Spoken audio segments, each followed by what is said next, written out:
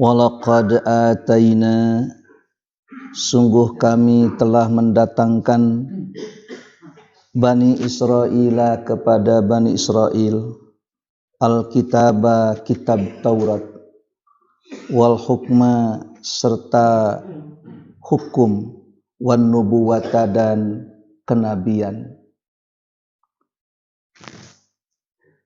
Warzaqnahum, dan kami berikan kepada mereka rizki minat thayyibat, dari perkara yang baik. Wa faddalnahum, dan kami memberikan kelebihan kepada mereka alal alamin, atas sekalian alam. Wa atainahum, dan kami berikan kepada mereka bayyinatin, keterangan-keterangan minal amri, dari urusan itu. Famakhtalafu, tidaklah mereka berselisih, illa mim ba'di ma ja'ahumul ilmu, kecuali setelah datang kepada mereka ilmu. Baghyan bainahum, karena kedengkian di antara mereka. Inna rabbaka, sesungguhnya Tuhanmu, yaqdi bainahum, akan memutuskan di antara mereka yaumal qiyamati, nanti pada hari kiamat. Fima kanu fihi yakhtalifun, mengenai apa yang mereka perselisihkan. Summa ja'alnaka, kemudian kami jadikan engkau Muhammad ala syariatin, atas satu perjalanan minal amri, dari urusan agama. Fattabi'ha, maka ikutilah perjalanan itu. Wala tattabi' ahwa alladzina la ya'lamun, dan janganlah engkau mengikuti hawa nafsu orang-orang yang tidak tahu. Innahum la yughnu anka, sesungguhnya mereka tidak akan berlepas, tidak akan mampu melepaskan dari engkau, minallahi syai'a, dari siksa Allah sedikit pun. Wa innadz zalimina, dan sesungguhnya orang-orang yang zalim, ba'duhum, sebagian mereka, auliya'u ba'din, penolong sebagian yang lain. Wallahu waliyul muttaqin, Allah lah penolong orang-orang yang takwa. Hadza basairu linnas, ini adalah undang-undang Quran, ini adalah undang-undang linnasi, bagi manusia. Wahudan, petunjuk, warahmatun, dan rahmat, liqaumin yuqinun, bagi kaum yang yakin. Setelah Allah menjelaskan berkaitan dengan nikmat-nikmat dunia, diungkapkan ayat sebelumnya seperti yang diungkap kemarin, bahwa Allah mudahkan apa yang ada di langit dan apa yang ada di bumi, serta apa yang ada di keduanya. Dan itu semua adalah lakum, untuk kamu. Itu adalah nikmat-nikmat dunia. Dan nikmat dunia itu makin digali, makin nikmat. Makin dilakukan inovasi-inovasi, makin nikmat. Sampai teh digoreng oge nikmat. Boro-boro digoreng, teu digoreng oge, dicetrok langsung ku petani. Eta teh atuh amis. Amis eta teh. Nu matak tarain kalaparan patani mah. Keur macul teu acan sumping anu nyanak tuangan, aya sampe dirabut. Nah, ada begitu dikupas, dicetrok harita keneh, beres. Dicetrok wae nikmat. Bari atahna komo lamun digulaan mah teh cetrok sampe cetrok gula. Eta teh direkayasa ngan sakadar digulaan. Digoreng. Ari memeh digoreng teh dikulub heula. Terus dikulub tuluy digoreng. Jadi teh goreng kulub teh. Di samaraan ayeuna mah. Samarana teh samara ungkep hayam. Tak ieu mah cenah ustad. Ieu mah sampe rasa ungkep hayam. Memang ari samarana mah jeung sampeuna mah karasa ngan hayamna leupas. Ta eta teh namanya direkayasa sakitu. Direkayasa deui ayeuna mah teu digoreng langsung tapi diparut we dugikeun ka lemut eta sampeu teh tos kitu dioncoman digoreng haneut-haneut dituang comro aduh deui eta teh direkayasa ya sababar halengka direkayasa deui sampeu teh teu pika aya jadi katimus jadi anu aya getuk deui ongkok itu makin digali makin dibumbui makin nikmat hadza ni'amud dunya ini adalah kenikmatan dunia eta teh neme tina sampeu teu acan tina ketan teu acan tina mang pirang-pirang tuangeun gitu aya tuangan jadul aya tuangan dalam negeri aya tuangan luar negeri barudak ayeuna mah asal ti luar negeri ti Jepang ti Korea wah di jugjug aya ti Padang mah tos puguh taman di Bandung ini orang Sunda sudah mulai menyesuaikan 1 bulan tidak bertemu nasi Padang eta teh mau kita menuju insidekan atas Padang beres terkedah BPJS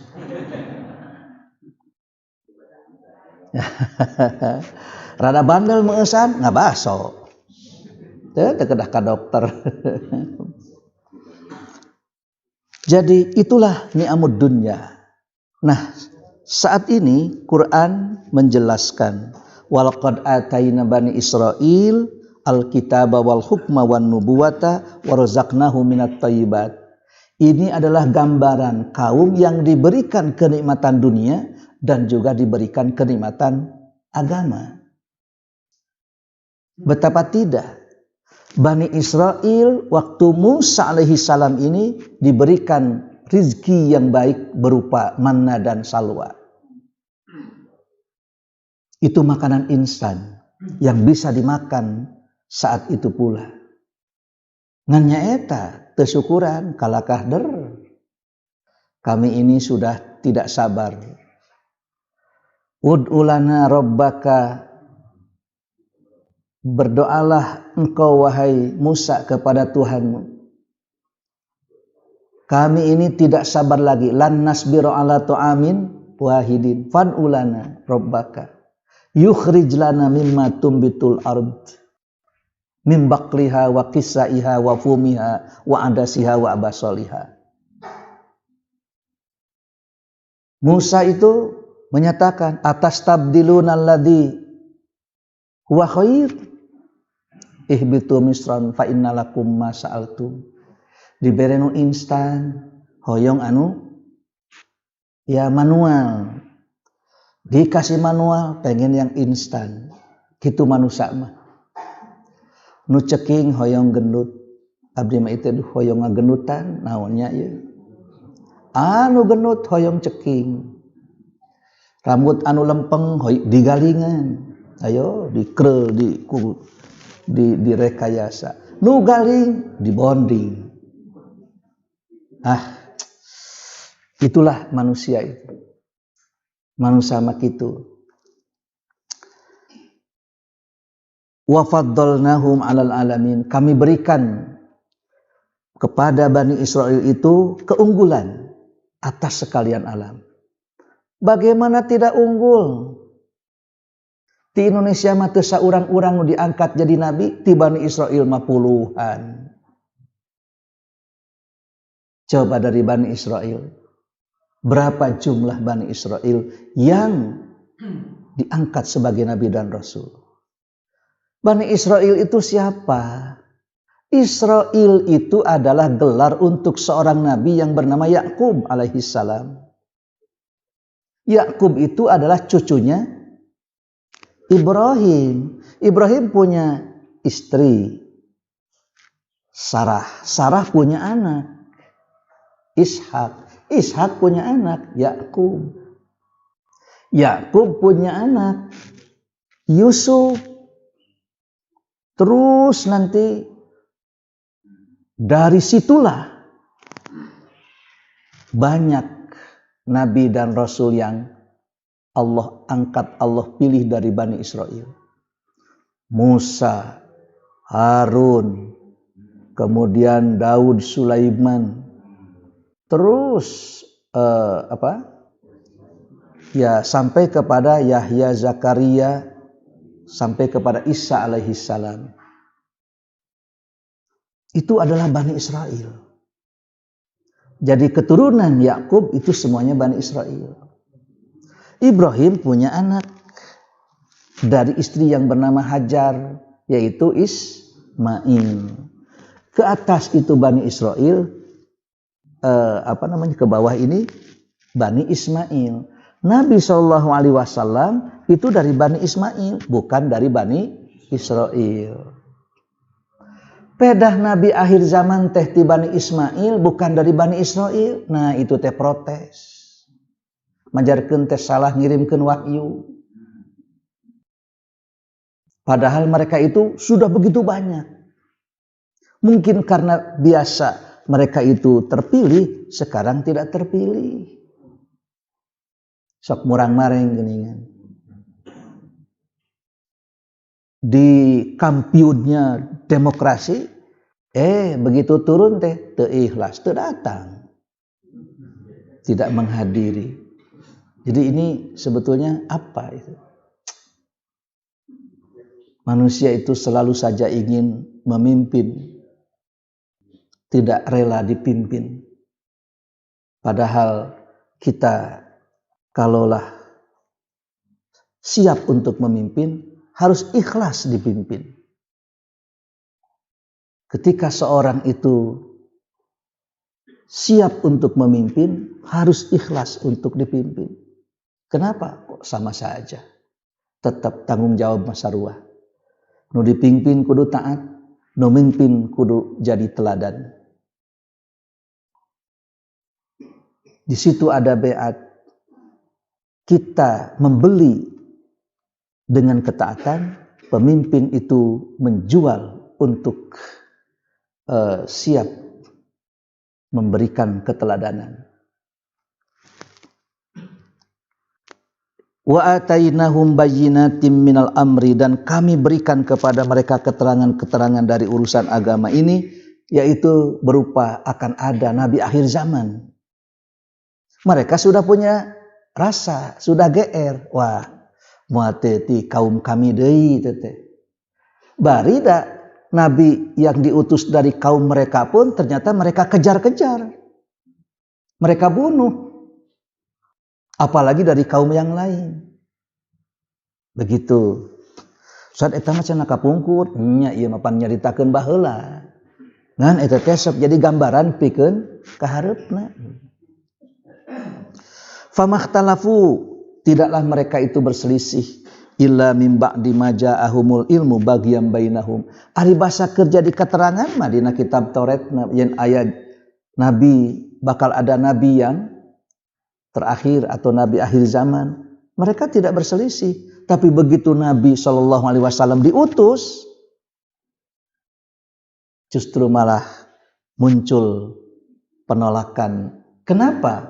Baghyan bainahum, karena memang ada iri dengki. Bahasa Sunda mah teh sirik, tapi kasanes syirik. Sirik, mana yang mah sirik pidik. Tata sirik pidik ieu mah, nganggo pidik ya. Supaya tidak tidak berbeda begitu. Maneh mah syirik pidik, jahil kaniaya. Teh sok dihijikeun teh biasa nama. Syirik pidik, jahil kaniaya. Itu teh lamun teu nganggo pidik tah eta teh bisi ini adalah syirik. Nah, ari syirik mah atuh da. Syirkun orangnya disebut musyrik. Ari anu sirik mah sirik pidik tak moal disebut musyrik.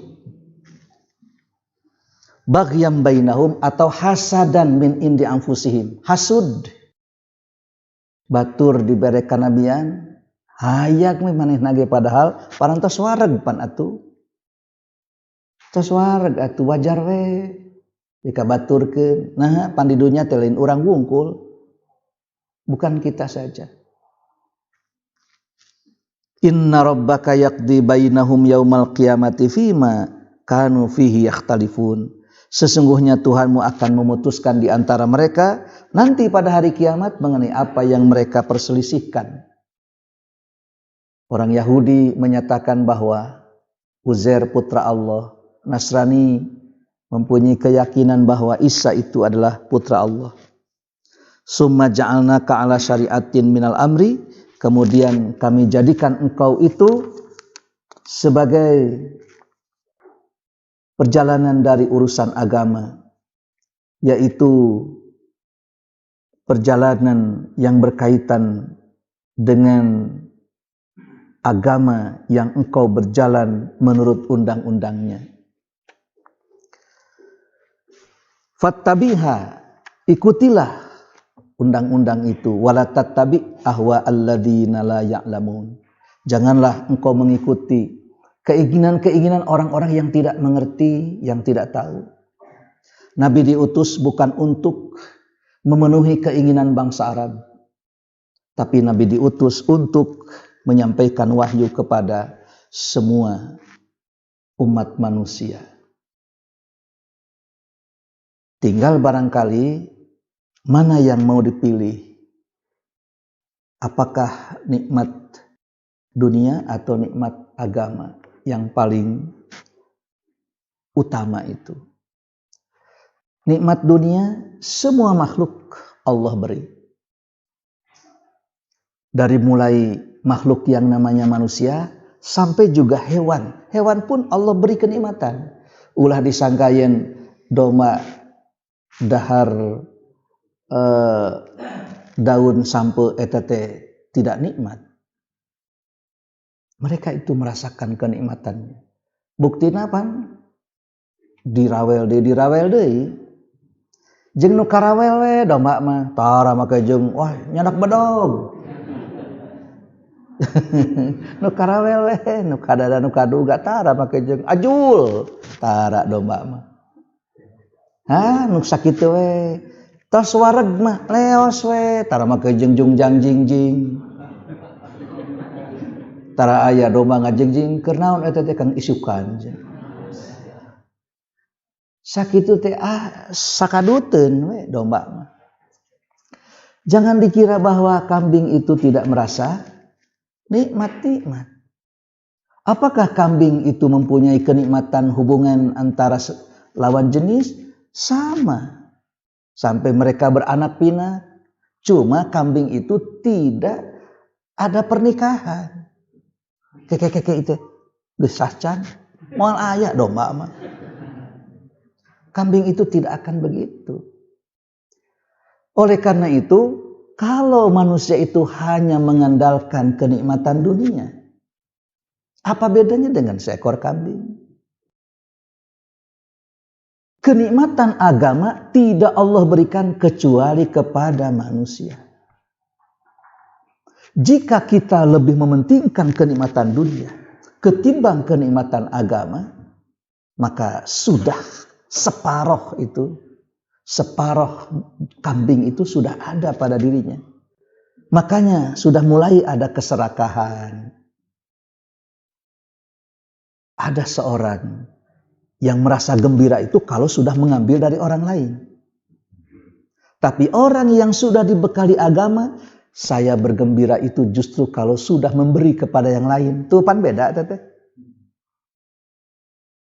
Abdi mah hasil usaha teh lamun geus mere ka batur ngabungakeun batur nikmat. Mulai orang merasakan kenikmatan agama. Tapi orang yang tidak menikmati kenikmatan agama, dia akan berasa gembira itu kalau sudah mengambil orang lain, punya orang lain. Kamari marek dicokot tuh ku itu buru-buru ya ku saya. Nah, tinimang cokot ku itu. Sampai agama pun itu bisa direkayasa hanya karena ingin mengambil urusan dunia. Akidah dikorbankan. Agama dijadikan tumbal. Aturan-aturan itu ternyata tidak diindahkan hanya karena untuk mengambil dunia yang diinginkan. Sehingga ya hanya karena jabatan akidah dikorbankan. Jabatan ini kan bagian dari nikmatud dunia. Apapun itu bisa dikorbankan hanya karena untuk mengambil dan memenuhi kebutuhan kehidupan dunia. Tapi orang yang sudah mempunyai, dianugerahi kenikmatan bahwa agama itu adalah kenikmatan yang utama, wah, di sini bukan kiblat dunia, tapi kiblatnya itu adalah kiblat agama. Dan itu tidak bisa diuangkan nilai kenikmatan itu. Ya. Oleh karena itu tidaklah heran ketika seorang ulama berbeda pendapat. Selidik demi selidik mereka itu sebetulnya tidak mau berbeda pendapat. Tapi mengapa mereka berbeda pendapat juga? Sebetulnya mereka tidak mau berbeda pendapat, tapi mereka itu ingin berbeda pendapatan.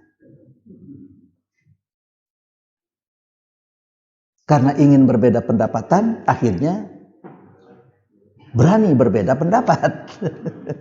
Berani berbeda pendapat karena ingin berbeda pendapatan. Begitu.